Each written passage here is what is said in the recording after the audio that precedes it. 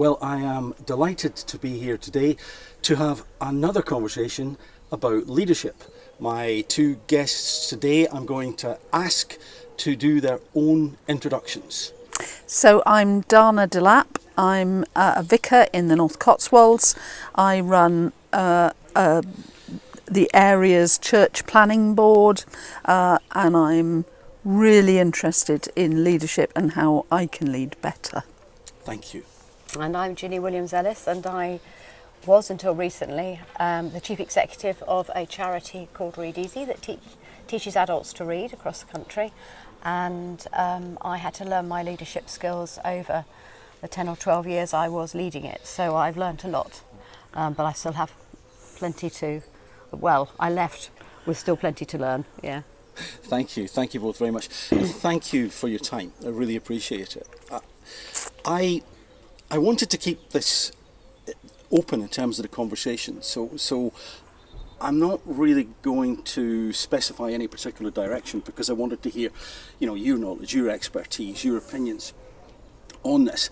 But I think it's fair to say to begin that over the last 2-3 years, there seems to be a lot more anxiety out there. We've seen people calling up helplines that deal with that sort of thing, charities, that's on the increase. People that I speak to, so my anecdotal evidence is that certainly there's more stress and anxiety in the air. I've felt that as well.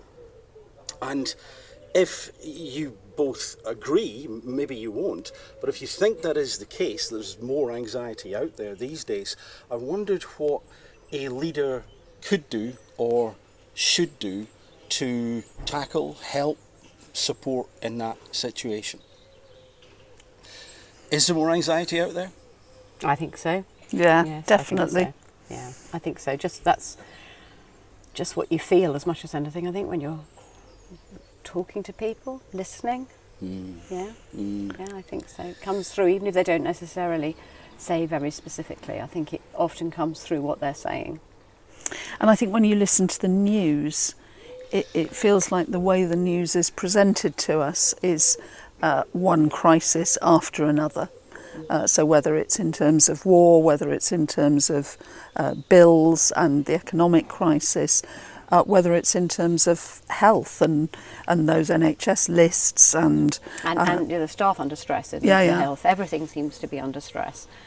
And I think also, if I'm honest, I have that sort of background sense of, I don't feel like I'm a very anxious person, but I think can feel my own levels of anxiety raised just by what's going on and concern about it, really. Yeah. In terms of my leadership, recognising my own anxiety and that misplaced anxiety that is about things I can do nothing about. I can't do anything about the fact that bills are going up. If I can choose not to be anxious about that, I think that can sometimes help in terms of leadership. Yes, I think so. It's not an easy thing, but I agree with you. I think being aware of how you feel yourself to begin with and trying to put it back into context about what you can and you can't change and focusing on the things that you can positively impact can turn into a positive energy for yourself, where you can see where you can make a difference to other people around you. That seems like the best place to put your energy, doesn't it? It's easy to get dragged down on or caught up in worrying about things. But you can make a choice to turn that around and turn it outwards to other people, I think. Yeah. I think that's really good advice, because I've felt the same thing, and you can get overwhelmed. If you scroll down, I looked at the news this morning on the phone and wished I hadn't. It's just one thing after another, and most of it, at least at first glance and at least at first thought, I can't do anything about. But I didn't really take time to think that this morning and do what you're suggesting, which is what can you focus on, what can you impact, and otherwise you can feel quite helpless and certainly anxious. What then do you think a leader when they're with people in a team, a group, a community, an organisation, what can they do to help with that sense of, I think it's called free-floating anxiety, that seems to be just in the air these days? I came across a piece of psychology that has really helped me, and a group who taught me how to name it. It's something that I learnt to do as a child because of my background and my family, and it's described as being a non-anxious presence. And occasionally my family get really cross with me and going, "You're doing that non-anxious presence thing, Mum. Stop it." But it's about absolutely centering yourself. It almost has a reflection in mindfulness, that sense of being very, very present and calm, even if under the surface you're paddling like mad. And if you can be calm, it helps the people around you be calm. It is quite an annoying trait. If you've got a car full of people who are rushing for a ferry and they're all terribly anxious because they think they're not going to get the ferry, and you sit there doing this terribly calm thing, it does cause one's family to shout. But in terms of leadership, in the church and on some of the committees I sit, one of the things that I have to do quite often is go and visit people who are asking for the planning law around churches to be looked at considerately, carefully, in relation to what they want to do, and going in that very calm way that says, it's okay, I know what I'm doing, I've done this before, or maybe I haven't done it before, but there is nothing to worry about in this. Often helps others to be not worried. Ginny, I've seen you do that too. Yeah, you can do that. Good. I was thinking that one of the, that's great, and I recognise you doing that, Dara, and I think it really does help. I think it is very helpful. I'm not sure I consciously do it. I think on a sort of completely different note, one of the things that, looking back to when I was leading our charity, with a small head office team, was being, I suppose, part of it is being aware of what's going on in your team's life. So how many children they've got, what their children's issues may be, what their relationships, some people are single mums and so on. So being conscious of those things and asking questions. So, starting the day by saying, "How are you?" Just simple things like that. So that and sort of maybe asking the second question that, really? It's sort of so that you are inviting people to tell you how they are, and so that they know you care how they are. I think that's a really important starting point, because sometimes that may lead to you discovering that actually there are quite a few issues for them going on in their own lives, or there are things that are causing them anxiety, maybe from outside. And then if you know that, it both enables you to understand why they may be as they are today, which may come out in a meeting, or they may be a bit jittery or whatever. You have a better understanding of that, and I think it also helps you to maybe deal with that. Yeah, and there are sometimes things you can say immediately. You can actually give people a bit of time off. You can, if they're under stress at work, if there are things that are causing them pressure, you can actually tell them it's okay, we can leave that. Just tell me what you need and we'll sort it out. And one of the things I did find is that I often said to people, possibly this isn't great in leadership, don't worry, I'll do that. That's not always, it's not always the best way to lead, but I would try to take the pressure off, and rather than put it on, or I will give them a space. And I found people were amazingly productive. They worked incredibly hard because they were grateful for the fact I cared enough to take the pressure off. So they would make sure they got the work done one way or another anyway, but it was sort of helping them to manage it on a daily basis, even if it meant things sometimes were late or didn't get done quite the way you wanted. So I think So that starts with a question, doesn't it? I suppose that's what I'm saying.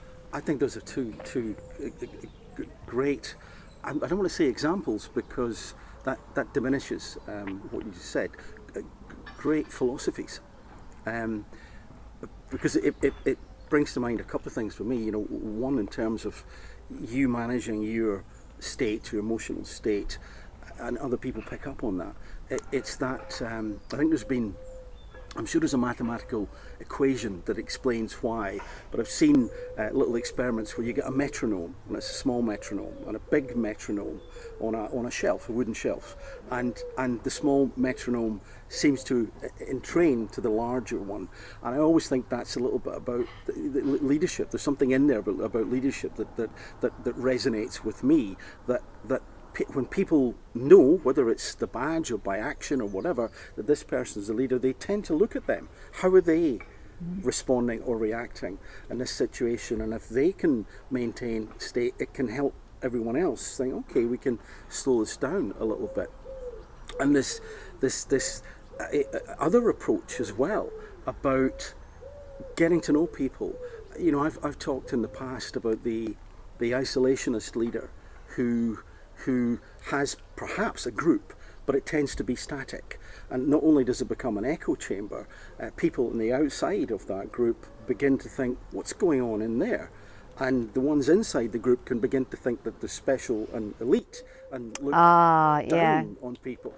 And one of the ways around that is to get to know people and know them as an individual. Actually, if I can add to that, I think it's also really important that they get to know you, yes. Because being really honest and open about your own weaknesses and your own difficulties. And I was possibly sometimes too frank, but people really knew what I found difficult and that I got things wrong. So I did talk, I was really quite open and honest and sort of in some senses on a level with the people I work with. I couldn't help it. That's just how I behave. But what I had to learn was that I also had to be the leader. So I couldn't just do that. But that was my inclination. And I think, come back to what Dana was saying, that let them know that you have your own frailties and vulnerabilities and mistakes.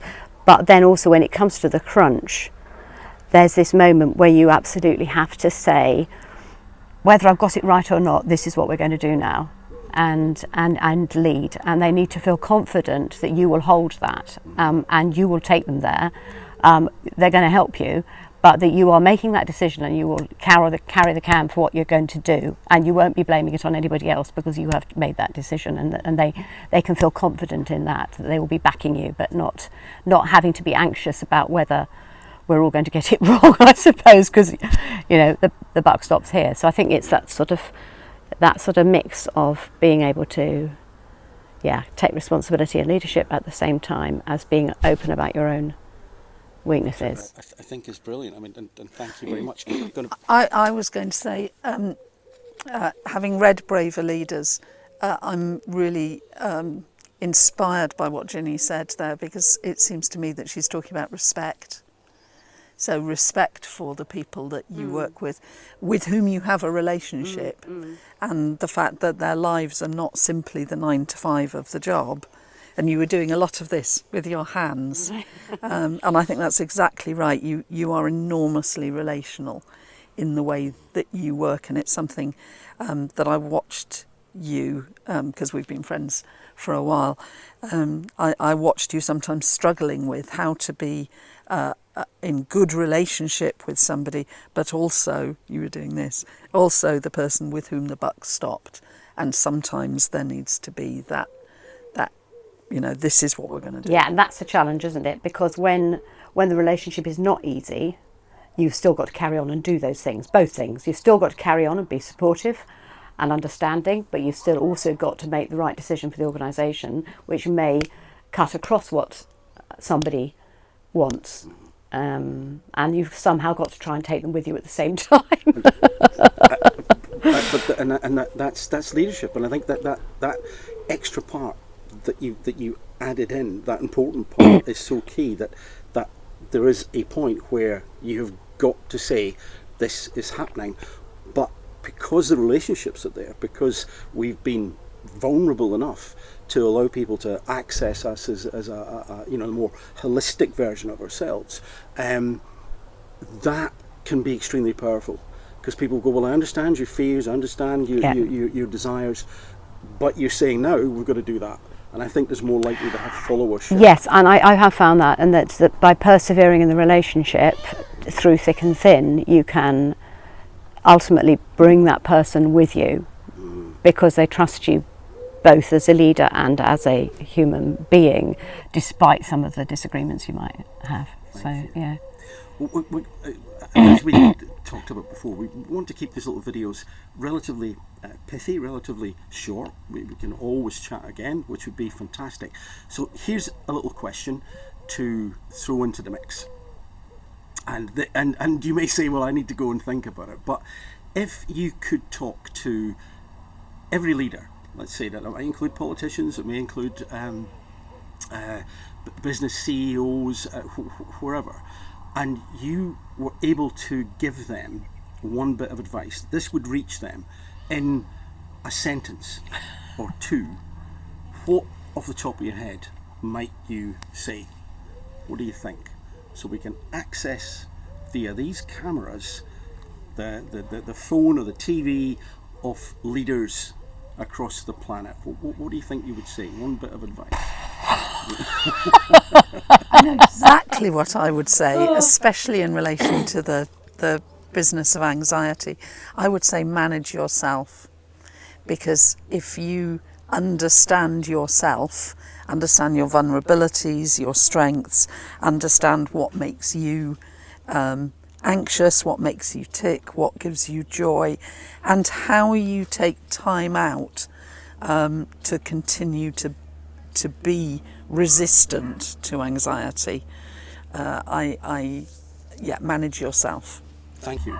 It can be about anxiety, it could be about anything at all. I think I would say care about the people you lead and keep a focus on the things that really, the core principles of what you're doing, so that you don't lose sight of those, because I think other things will fall into place if you put those first. Thank you very much indeed.